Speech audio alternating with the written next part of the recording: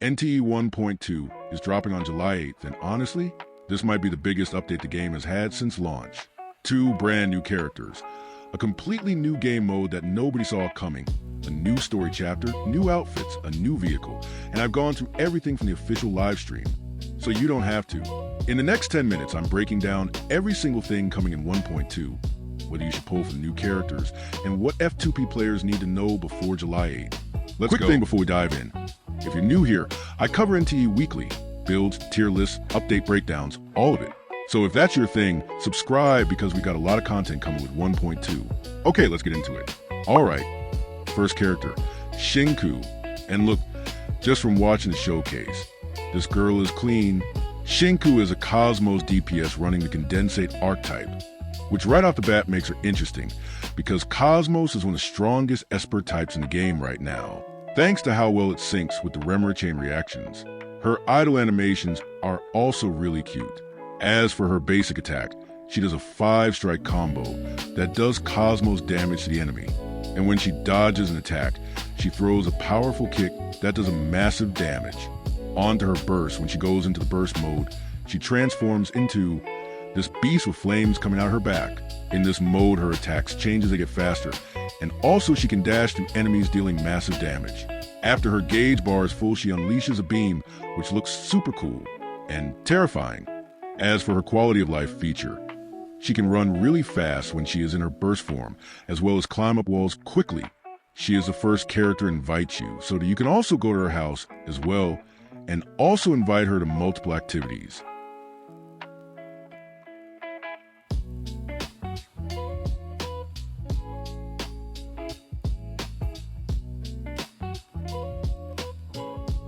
Okay, Iroi.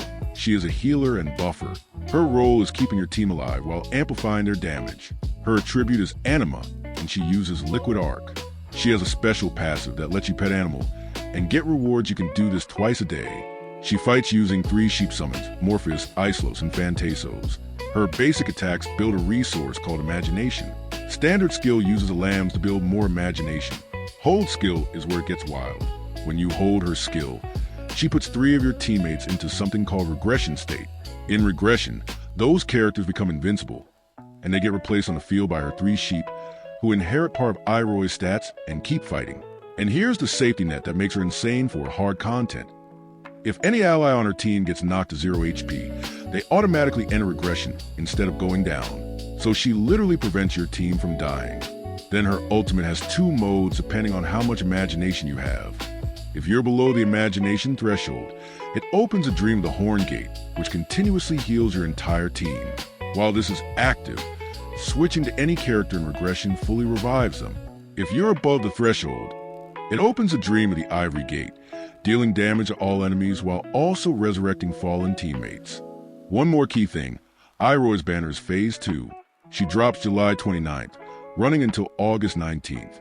So if you're planning your pulls, you have time to save after spending on Shinku, or maybe get some luck because... Thank you so much! Share some of that good luck with me too! Maybe next time I pull, I won't have to hit pity! Okay, so 999 nights. This is not just a mini game. It's a full different game in NT. Here's what happens in the story. Your character, Mint, Shinku, and Iroi are playing a board game together. Then they get sucked into the game. And the world they land in is the Warren continent. And honestly, the art style shift is stunning. It's got this dark fantasy Elden Ring energy, totally different from Heathero's urban vibe. Once you're in there, all 4 characters have their own RPG class. You explore distinct regions, fight different monsters, earn EXP, collect gear with randomized stats across 7 equipment slots, and there are armor set bonuses on top of that. The Appraiser's appraisal skill helps you identify new gear, which is a cool touch that ties into your character's identity.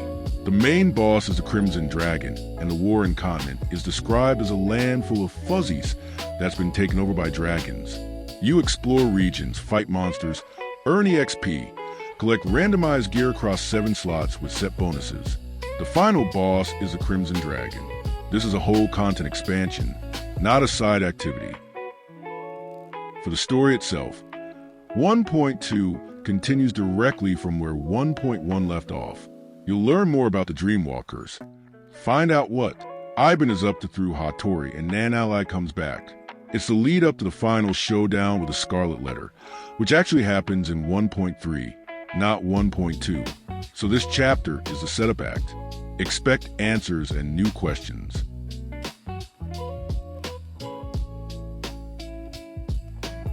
Here are some clips of the new area in 999 Nights mode.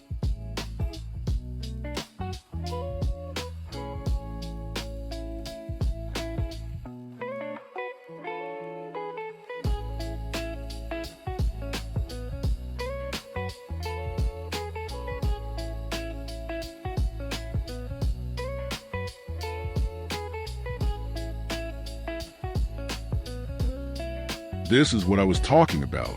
There's a full-blown RPG system now in this mode. You can switch gears, get better items, as well as gamble for good rolls.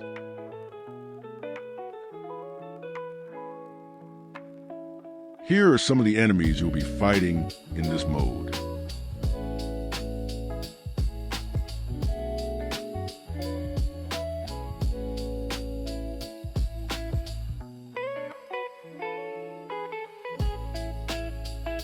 This section is quick, but don't sleep on it, because the numbers here are wild. 1.2 is dropping 19 new outfits. 19, plus a brand new recoloring system, so you can customize the ones you have. The new designs cover the MC, Iroi, Mint, Shinku, and more. Style for the Warring Continent RPG adventure. They look incredible, and the fashion community in NTE is going to go crazy.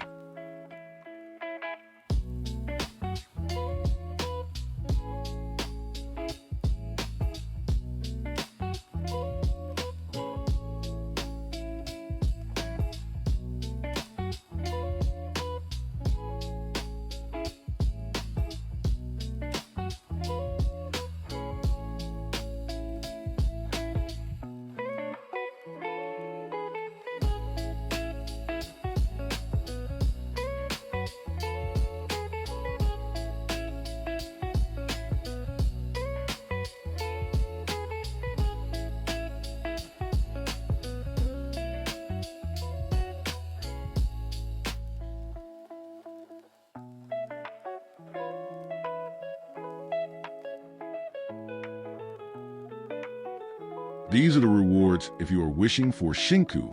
Personally, that glider looks really cool. And for the spenders, we are getting this new bike in the game. And yes, just like Hather, Shinku can ride bikes, maybe someone need to get their license.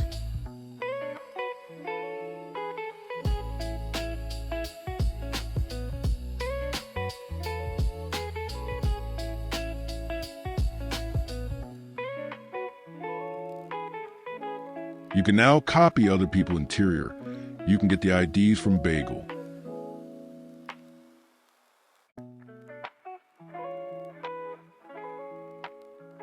The devs have also added an aquarium.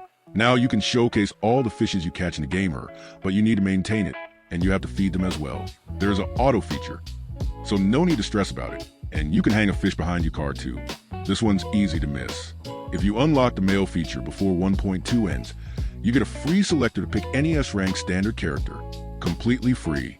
If you haven't done that yet, prioritize it immediately. This is a hide and seek event. Honestly, one of the most fun event types in this game, because it's co-op. If you have played hide and seek in Call of Duty, then you will definitely love it. This is the auction event. You're bidding on items against other players. Here is a list of all the event that will be available during 1.2.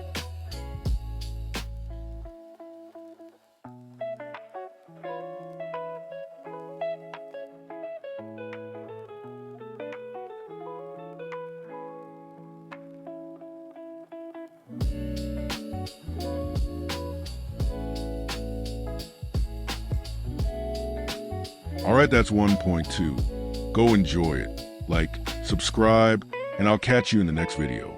Peace.